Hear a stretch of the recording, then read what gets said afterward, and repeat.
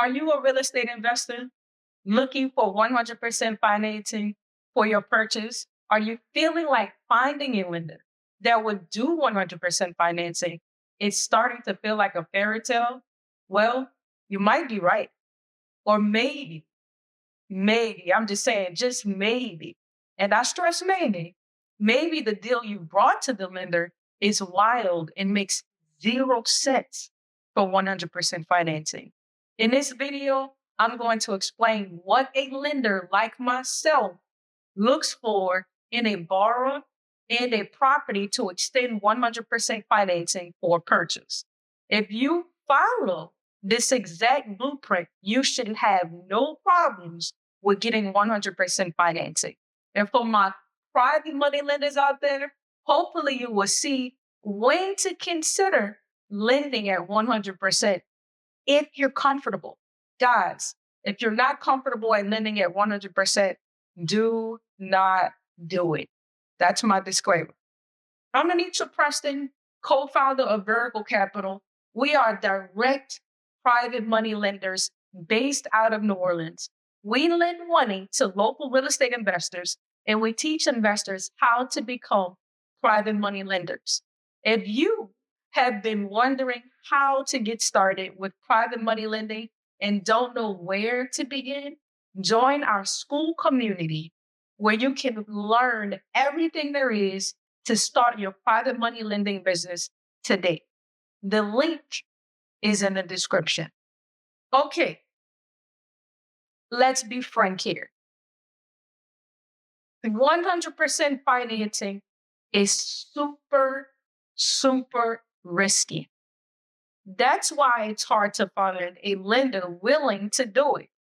Simply put, the lender does not want all their cash in a deal and the borrower has zero. I mean, what happens if the borrower walks away? What other risks you think this might pose? No, really. Think about it. And let's discuss your answers in the comments. Also, when I say private hard money lenders, I'm not talking large companies backed by institutional capital. I'm talking about smaller companies like myself whose capital is 100% hard-earned cash, not backed by a bank. So we also need to be on the same page. I want to define 100% financing. I feel like the term gets tossed around so loosely that its definition kind of gets lost. 100% financing does not exclusively mean you come to the closing table with absolutely no money. But depending on the lender, that very well may be possible. Generally speaking, 100% financing simply means you do not have to come to the table with a down payment. For an example, the property purchase price is $100,000, then the lender will fund $100,000 as opposed to $80,000 or $75,000, and you having to come to the table with the 20 or 25% as a down payment. However, there may be some other fees and costs that are associated with the loan conditions, and these things need to be considered as well, like the cost of property insurance or some closing costs. But can some of those costs be covered by the lender, thus increasing the principal amount being borrowed? Absolutely they can. And we do it sometimes. Let me show you when this works and when it doesn't work.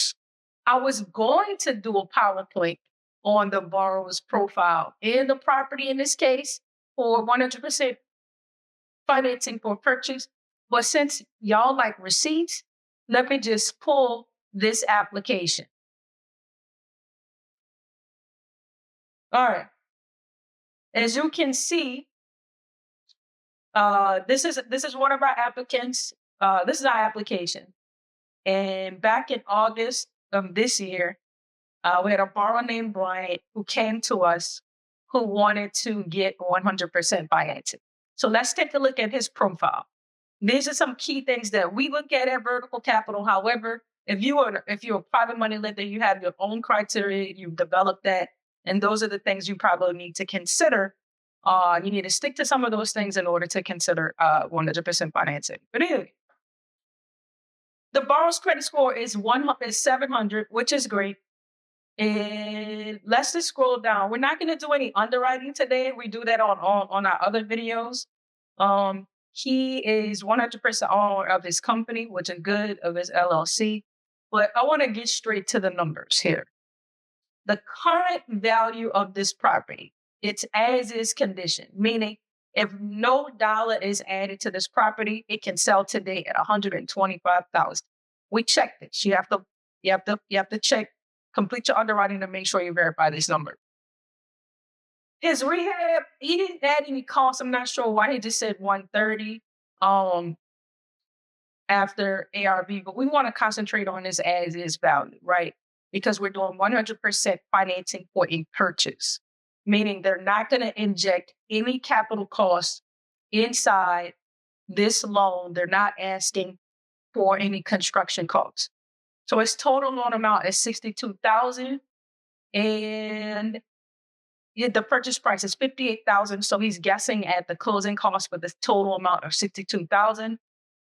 And again, I just wanted us to make sure that we pay attention to down payment. He's asking for 0%. He's asking for $0 on the down payment and a construction cost of 0, right? And so in this case, we did extend this loan. Why? Because the $62,000 fits inside of our LTV or our 65% LTV. Most lenders do 70% LTV. But here at Vertical Capital, we do 65%. So I believe at 65% of 125, that puts us around 80,000. You can clearly see we're at 62,000, right? Total plus or minus maybe 3,000 more for some additional closing costs because of our underwrite, because of our lenders' policies and things of that nature may increase that. But my point is, it fits in here. It fits in it fits within our criteria. His exit strategy is to, I forgot. So he's a wholesaler. He's gonna wholesale this to a flipper. Perfect. He has an exit strategy. He's only gonna be in this deal for 90 days or less. We did check the days on market, and so it does fit. Everything checks. He checks all the boxes, right? But for an extra layer of protection, Elridge and I wouldn't just lend at 100% without that extra layer of protection. So what is that extra layer of protection? In this instance, it's a bond for deed. So we're essentially going to buy this property from him at $58,000, meaning the title stays with us and not with him. I think in other states it's called a contract for deed or deed for contract or contract for deed. So if you're watching this from a different state, you might want to check with your attorney and see if there's something similar to a bond for deed, which I'm sure there is. But in this case, the title will transfer, right? We'll keep the title until he's able to pay us off. And so that's an additional, that's something that we do additional to cover or to mitigate our risks. So you have to be aware, guys, of tools that you need out there to help protect you against, in this case, where there is 100% financing. But let's just talk about the numbers. It's kind of like a no-brainer, right? We try our best not to foreclose. So our model is, if something does happen, we do want to take the property back and maintain control of that, right? In this instance, at $62,000, we're all in at $65,000.